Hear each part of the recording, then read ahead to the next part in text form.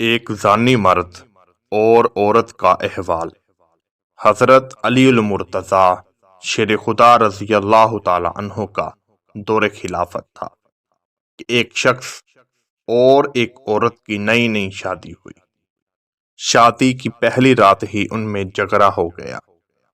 جب یہ سارا ماجرا حضرت علی المرتضیٰ شیر خدا رضی اللہ تعالی عنہ کی بارگاہ میں پہنچا تو آپ نے صبح ہوتے ہی ان دونوں کو بلایا۔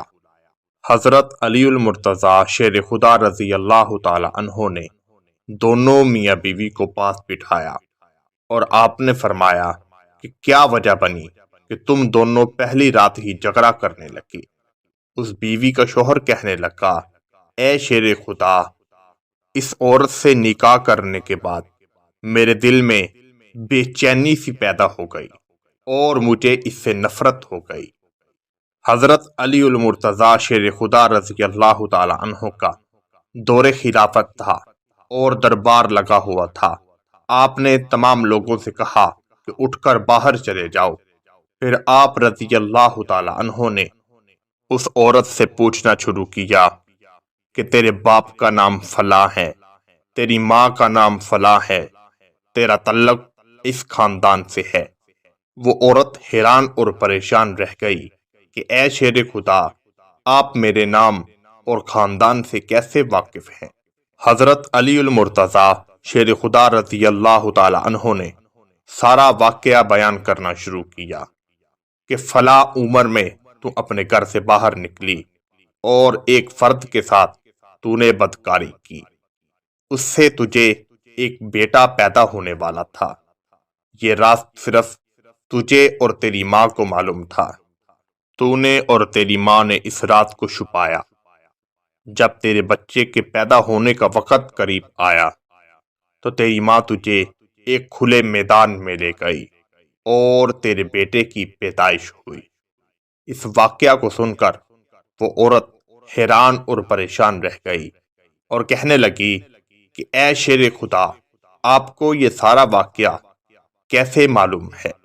پھر حضرت علی المرتضیٰ شیر خدا رضی اللہ تعالی عنہ فرماتے ہیں کہ تو نے اس بچے کو جنم دیا اور تو اور تیری ماں اس بچے کو وہیں پھینک کر بھاگنے لگے کہ قریب ایک کتا آ گیا۔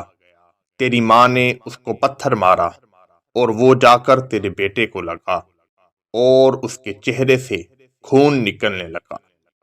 پھر تیری ماں کو ترس آ گیا، تیری ماں نے اس کتے کو بھگایا اور پھر تیرے بیٹے کو اپنے پہلو میں لے کر اس کا خون صاف کرنے لگی۔ جب اس کا خون بند ہو گیا تو اور تیری ماں اس بچے کو اس ویرانی میں چھوڑ کر بھاگ گئی۔ کچھ ہی وقت کے بعد ایک سوداگر آیا۔ جب اس نے دیکھا کہ یہ بچہ یہاں پڑا ہوا ہے، وہ اس بچے کو ساتھ لے گیا اور اس نے اس کی پرورش کی۔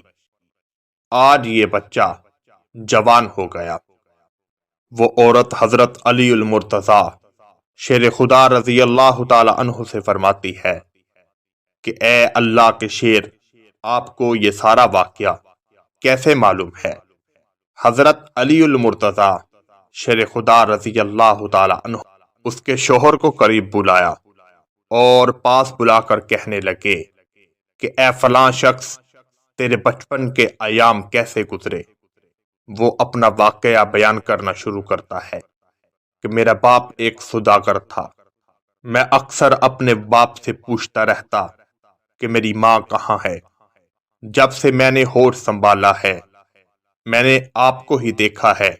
آپ ہی کھانا بناتے ہیں، آپ ہی محنت کرتے ہیں، آپ ہی تجارت کرتے ہیں۔